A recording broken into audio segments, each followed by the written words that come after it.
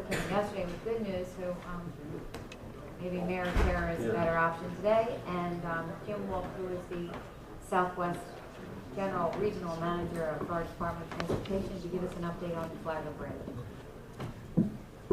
Good morning. I like a smile on your face. I hope you're bringing good news. We hope to turn it into good news, but we have a lot of unknowns right now.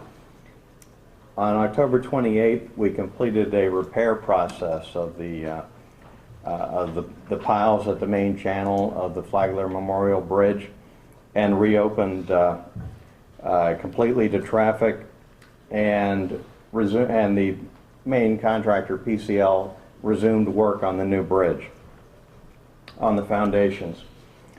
Yesterday, we had a problem with the bridge opening and closing shortly after 1 p.m.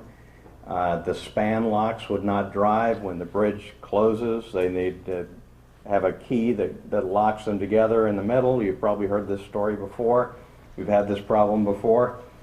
And we were not able to close the bridge and reopen it to vehicle traffic. So it's been closed since that time, a little bit after 1 p.m. yesterday. We had our surveyors out there immediately checking the pile caps. And what you see here, I'll explain in some detail. But the bascule bridge portion at the channel of the bridge is supported on pile caps. These are large, massive pieces of concrete that the piles go into. Yes. I know you're going to give us a verbal explanation.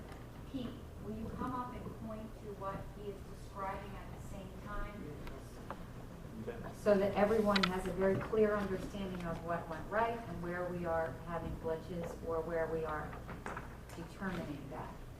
Pete, you can do it on the Elmo. Okay. Thank you. Very good. The yellow is the pile cap, and that's only a portion of it. It extends further over. That's just the end of it. And the dashed lines that you see underneath the yellow block of concrete is the existing piles. The rest of what you see in the drawing is the repair. And what we found when we checked the surveying is that the pile cap that supports the bridge had settled 7/16 of an inch yesterday.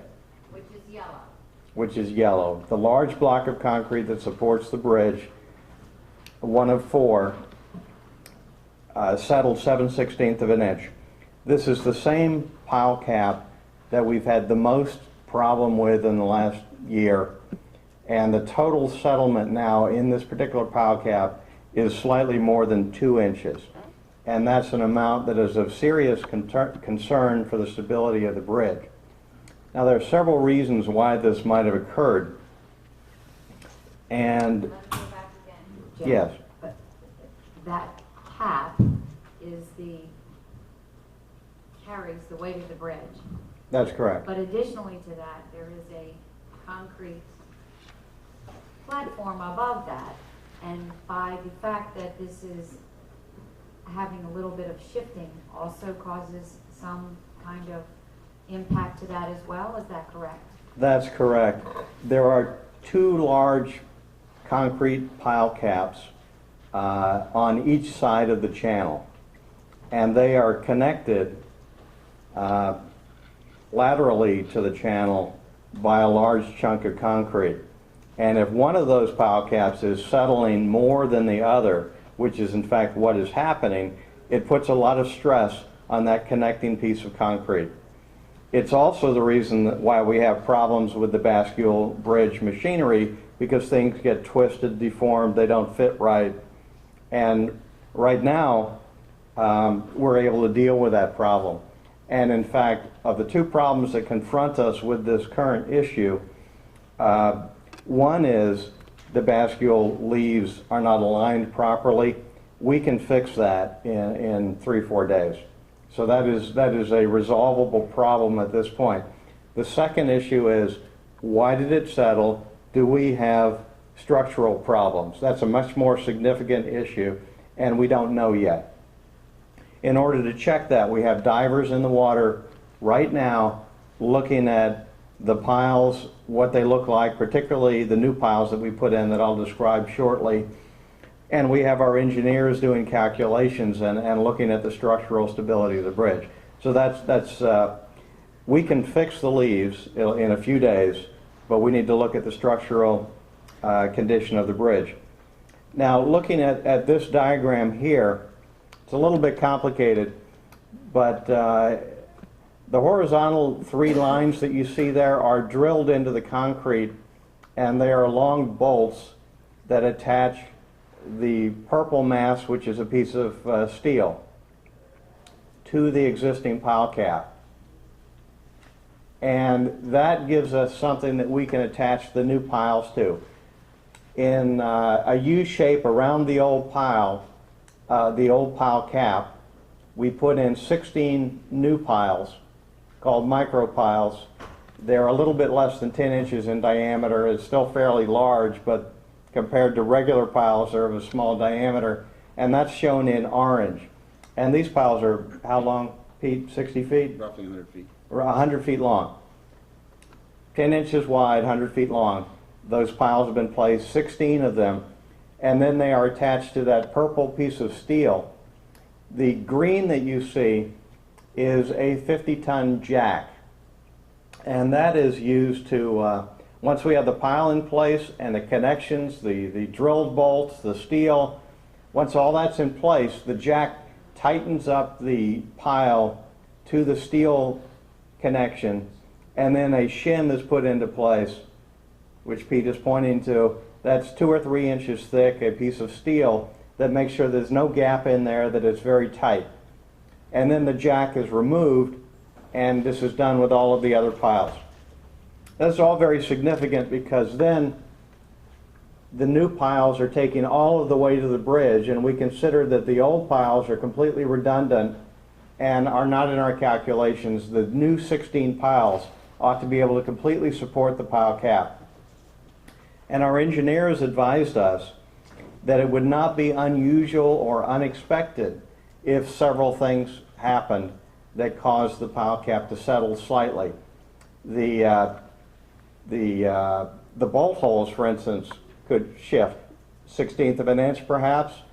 The piece of the purple colored piece of steel, that could also shift slightly, 1/16 of an inch perhaps. The pile itself is very narrow and very long. It could actually compress and become shorter with the weight on it. Now, we had methods of overstressing the pile and overjacking and then backing it off to try and minimize all that, but our engineers told us not to be surprised if we had a settlement of the pile cap of 1/16 of an inch to 1/4 of an inch. Well, we did not. That's outside the range. We had 7/16, which is almost twice the most that we would expect from the combination of these various factors. And that's why our degree of concern about the structural stability. So what are we doing? We need to assess what is the condition of the bridge. Why did it settle 7/16? We have our divers down there, we have our engineers looking at it, and when we find out what the condition is, then we will devise a fix. It is our goal to reopen the bridge to traffic as quickly as we can. But before we do that, we need to spend the 3 or 4 days to realign the bascule leaves.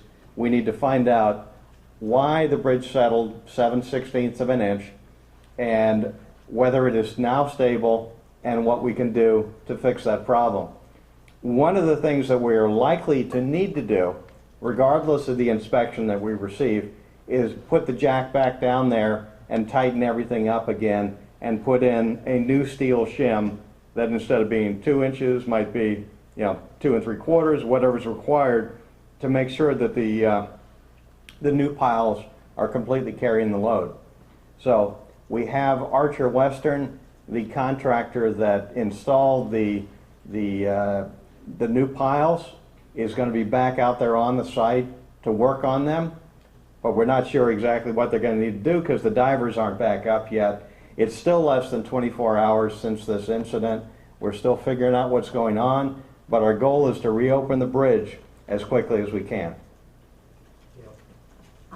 just for a little reassurance, we've all heard clearly that the original piers, we've never understood why, but the soil was not of strength to carry that, and there was sedimentation and soil analysis that we are uncomfortable with. But the micro piles, are they in that same sedimentation soil, or have you attached them to a foundation that you are comfortable with? Yes, we are comfortable with the micropiles. They're firmly seated on bedrock. Pete? They are considerably deeper than the existing timber piles. On bedrock? No. I mean, that's not how they're designed. That bedrock Use does. the microphone, Pete. Sorry. That's not how they're designed. That bedrock doesn't exist, but that's why they're 100 feet long, is so that they develop the capacity they're needed. Piles can either rest on bedrock or they can have friction on the sides. 100 feet long, the friction of the strata that they've gone through supports the pile. And they are firmly seated. And one of the things that the repair contractor did to assure that is when these jacks tightened up each pile, they over-tightened them. How much stress was put on the pile jacks? 50,000 pounds And then we backed Would it you off. use the to mic- 10,000. please use the Sorry, they were load tested to 50,000 pounds, And then backed off to what? to 10, to 5 tons.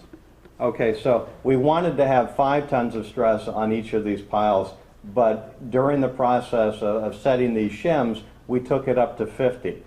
So we overstressed them. That meant that if the piles were going to settle any further, we would expect it to happen at that time because they would have more load on each individual pile during that process than they would have to carry in supporting the bridge. Pete, you showing him notes? Go ahead, record his notes, and then I'll ask another question. You want to make that comment? It also, as part of the preliminary work on the repair, we installed 2 sacrificial load test piles. So we installed 2 micro piles that were off to the side that were tested to failure to make sure that we were going to get the capacity we needed out of the design. And those 2 initial piles performed very well. So that's not the capacity of the micro piles, I don't think is an issue. No, actually, it's probable that the micropiles are performing as anticipated, and I would think that there is more concern about any components of the old bridge than there is about the new construction. But we will see when we get the reports back. Since we were probably a day earlier, a day later, dollar short, however you want to look at it, celebrating yesterday, there has also been community concern that the bridge was opened up to 4 lanes with trucks way too quickly, and again, it was possibly a readjustment. Would you please answer to that? The weight of 4 lanes of traffic, including trucks, is negligible compared to the weight of the concrete of the bridge itself. And that was not a contributing factor, the load on the bridge from vehicles. What we would expect is that PCL doing foundation work on the new bridge has triggered whatever it is that happened. So we hold it to PCL. I'm kidding. Next time, Pete, it's Ryan again.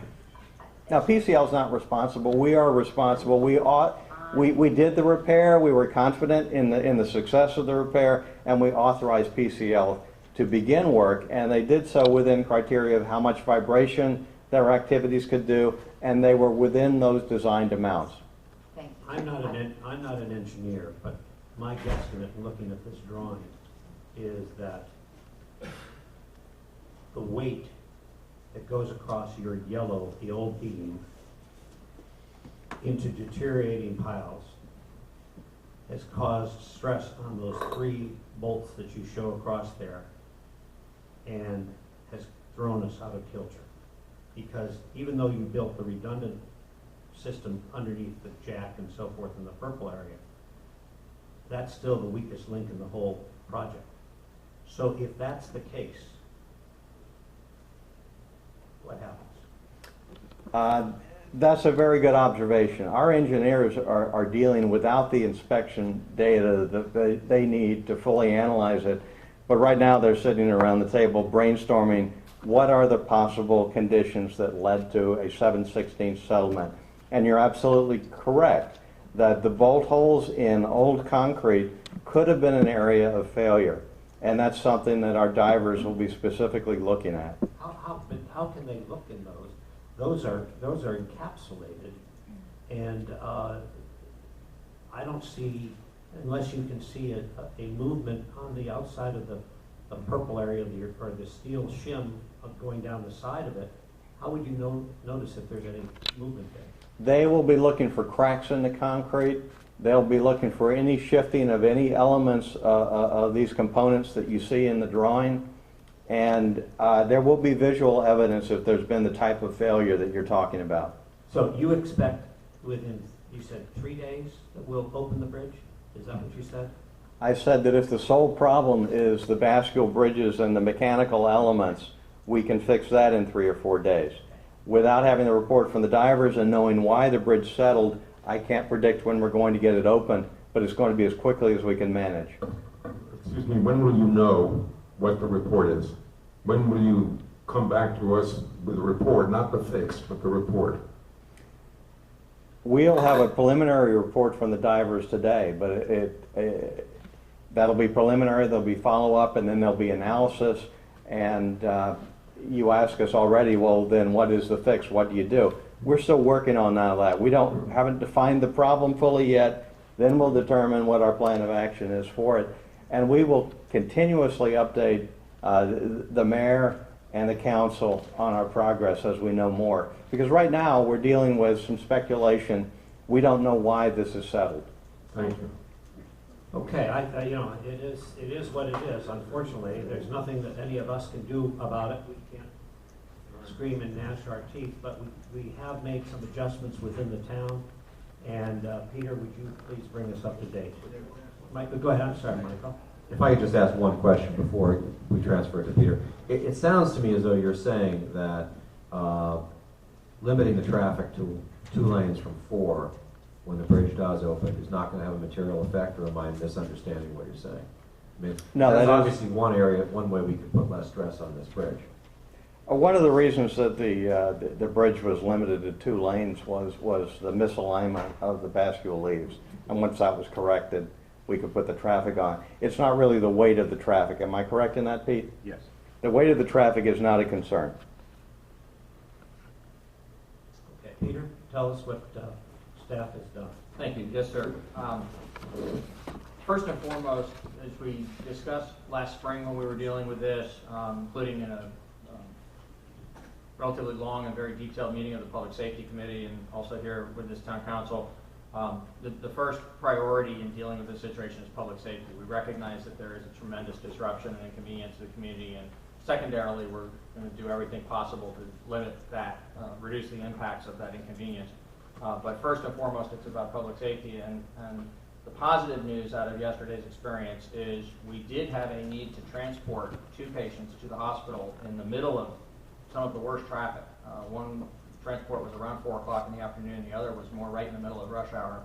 And the plan that was put together last spring, multi-agency plan, the boots on the ground here in town with our police department and our fire rescue department, coordinating with our partners across the bridge, it worked flawlessly. And so 2 separate times in the middle of this unexpected, very congested situation, we were able to run ambulances across going the wrong way, going westbound on the eastbound lanes, down Royal Palm Way and across the bridge, and transport quickly and effectively those patients to the hospital. So that worked. We do still have the contingency plan, the fallback behind that of transporting patients by Trauma Hawk helicopter if we need to. And there is, of course, a myriad of different things that the police department is doing in the community to try to address this and keep traffic moving. So Public Safety Director Bluen will address that in more detail in a moment. I wanted to share a couple of other things. We have taken the action to some of the construction work that was on main roads that was creating some level of exacerbated problem in the community has already finished. They were already out of the right-of-way as of yesterday. Anything that was still in the right-of-way as of yesterday or still to be done in these days ahead has been shut down. We won't allow construction activity on the main roads to have any interference with the effort that is underway to move traffic efficiently on the island. There will still be some finish up work or approaching the season when everything's going to shut down in any of the public ways. There will be some finish up work continuing on the side streets, but none on any of the public thoroughfares, not just in the immediately affected area, but any place up in town. In addition to that, we put in motion the town's plan to stagger hours and have town employees coming onto the island at different times.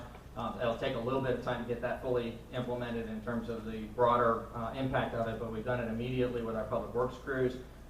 So one thing I would ask the community to understand is in order to have these large numbers of people in large vehicles coming onto the island before the rush hour congestion gets heavy, it means that we're also going to have work being done on the island earlier than we usually do. And so we ask people to bear with that impact for the garbage and yard trash crews in particular that'll be here earlier than we're used to seeing them here on the island.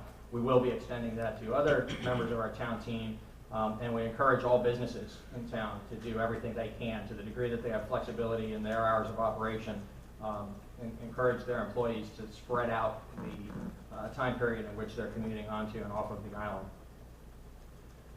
We in town government can improve our communication. I'd say yesterday afternoon we didn't use all of the tools that are available to us in terms of our new technology, using Twitter, using texting, using the other things that are available in our alert system. We need to do that. We will be doing that effective immediately, and we've already discussed within staff the ways in which we can pick that up. The community needs to know in real time what There wasn't even they an can email. There wasn't even an email. No, that's my fault. That was my breakdown, not to set in motion the things that needed to happen promptly yesterday afternoon, and so we.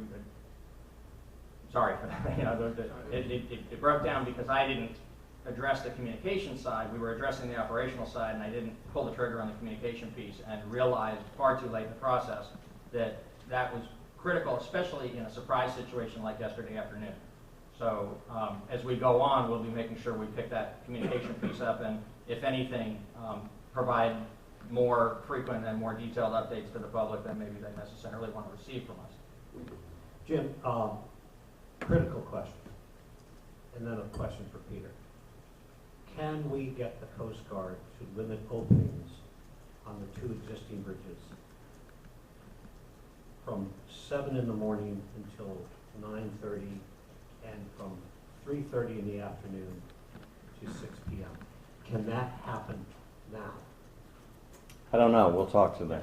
Yeah, Well- it can. We've already had some communication with the Coast Guard. As we segue to Kirk, I'd like to say one last thing, and then I was going to introduce Kirk to address whatever level of detail you'd like about what's happening operationally.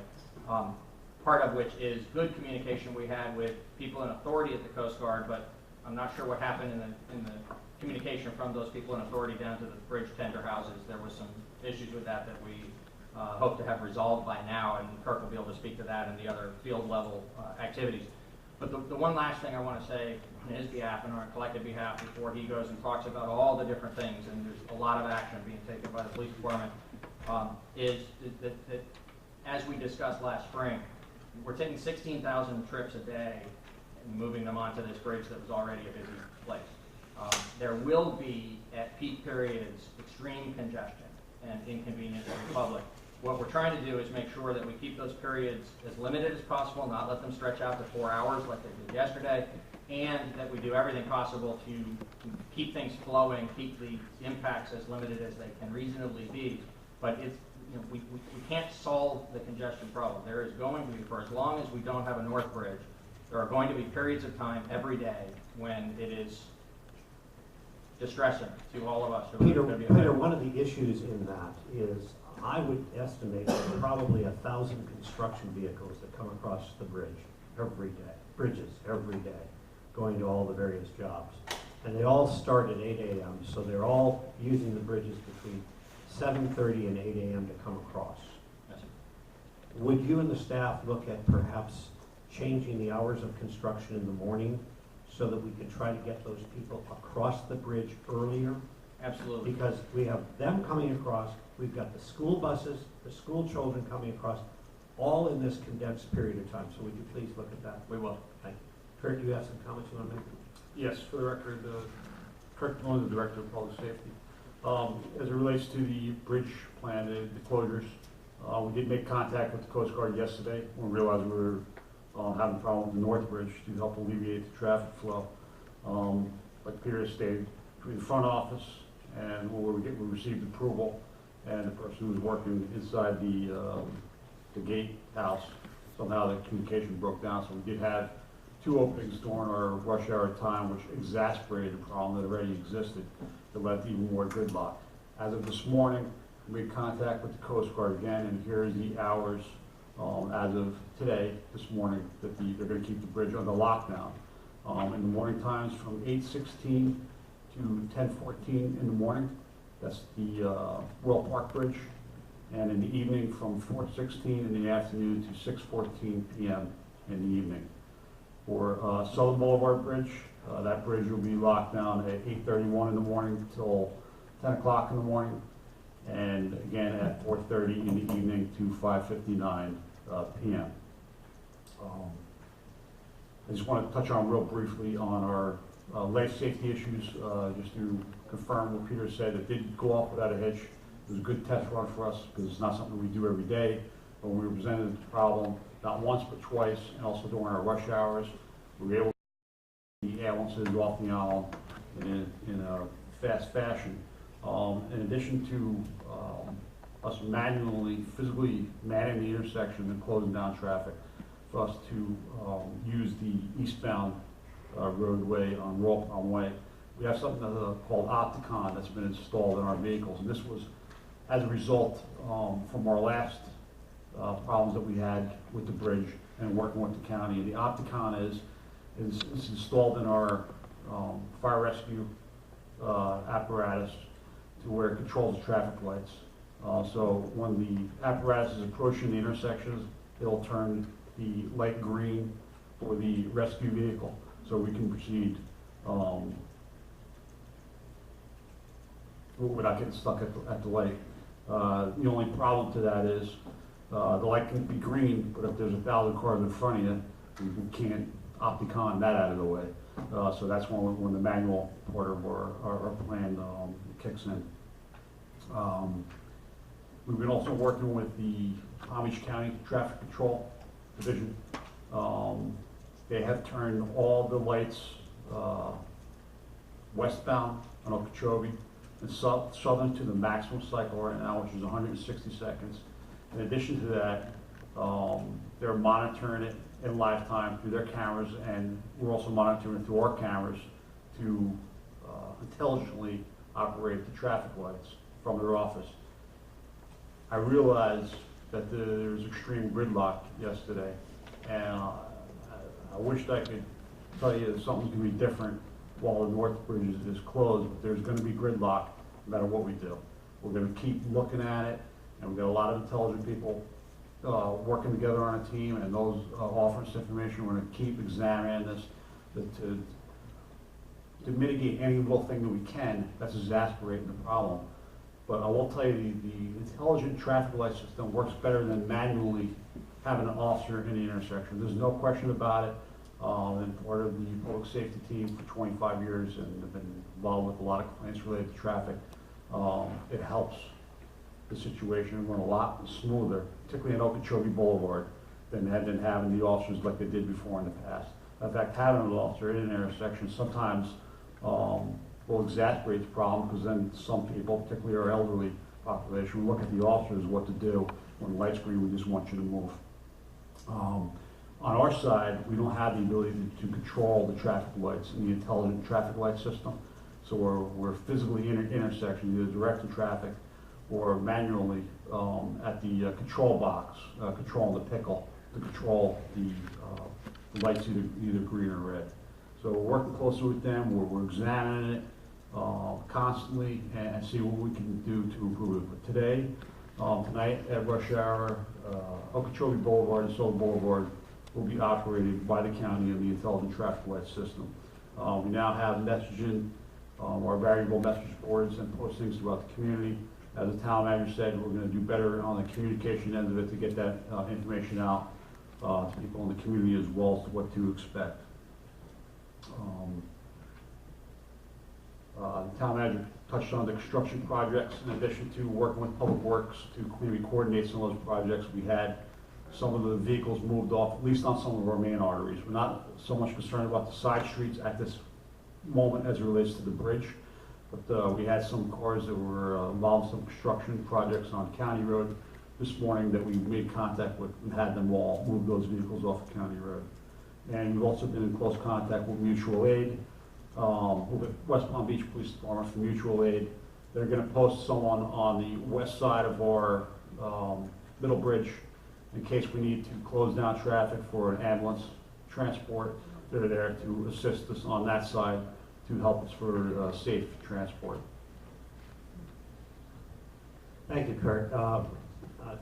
You, Peter? Yeah, one other thing I'd like to add in terms of where we go from here is at 1 o'clock tomorrow, the interagency task force is going to convene. So the group of people that we met with that was very effective last year in putting some of these things into motion that we're able to call upon now and actually use the Opticon system and the plans for how we go the wrong way on Roll Palm Way and so on.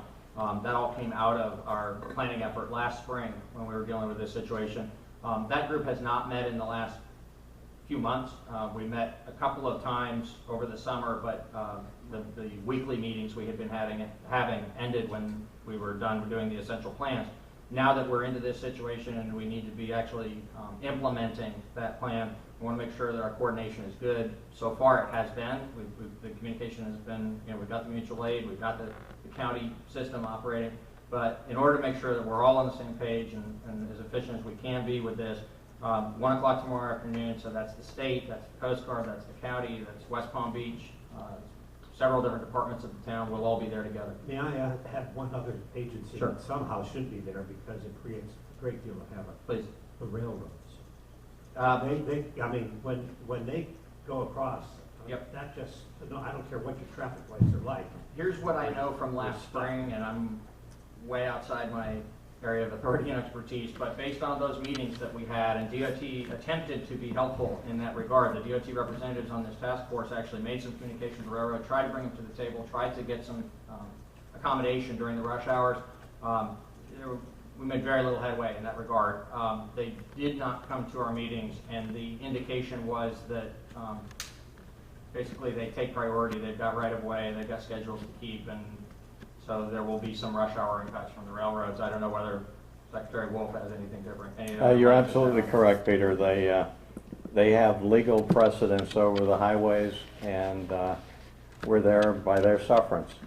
And that is A often... SWAT team down there that goes across. Okay, thank you all very much. I Gail, just go ahead. have one Why don't last you wrap thing, it up? one last thing to say. This is a nightmare. There's nothing that I can, or Peter, or Jim Wolf can say that will make it less painful. Throughout the last year, I've asked them to give us the good, the bad, and the ugly. This is about as bad and ugly as we can get. The only positive here is that because of practice, we do have a plan in place that has shown to be positively effective, I guess is the way to say it. I'm going to ask the community again, and maybe the Shiny Tree can help us with this, and actually describe to the readers the link to get on the town website so that Jay can effectively give immediate and up-to-date information. I think it's crucial that while we have the electronic signs that someone is to know that it is an hour-and-a-half wait. The traffic is now back to my house on Queens Lane to get over the middle bridge and either wait or enjoy dinner or something so that it is not painful. You are welcome to ask me questions in Publix as well as my councilman. Unfortunately, I can't help you with that all of the time. So please, let's get as many people on that website as we can. One last thing, Gail. Okay. Jim, would you stay in touch with the mayor, please? And as soon as you have any information that we should relay to the public, she can contact me and I will schedule a special meeting. Well, and in that special meeting, I'm not sure that's good enough for me, Jim, and you've been very helpful. And I'd like to remind the community that the Secretary, Anand Prasad of FDOT, and I spoke again last night. This is painful for us. There's no question about it. But I would like us to take a deep breath and remember that Jim, the FDOT, and the governor have worked with the town of Palm Beach. They have spent an extra $10 million on this project, so let's keep our fingers crossed and maintain hope that, again, this is a glitch and that I hold you to the best and optimistic outlook. But as I described to you in the hallway, I would like the community to have an update. It was very nice of you to come today. FDOT should have ownership of this. They should have accountability to all of you with this, and that we have another special meeting prior to Thanksgiving. I don't see a meeting on my calendar, but if you would be so kind, or we could have someone from the office to give us again a physical update on where we are and what will happen, because the Thanksgiving vacation, I'm sure, will be important to all of us. And the results of whatever you get in the next couple of days, please get that to the town so it can be disseminated immediately through all of our various ways of disseminating information. I called the mayor about this issue about 15 minutes after I learned of it. And we've had very good communication, also staff with Peter. And Pete Nissen is very well known. And we recognize that particularly the report from the divers, the information that we develop in the next several days assessing the problem, we need to get that to the town, and we will get that to you promptly. Thank you very much. Okay, we are recessed until 1 o'clock at the 4 Arts. I will announce at this point that I will not be meeting at 1 o'clock at the 4 Arts. I have been refused. Nor will I.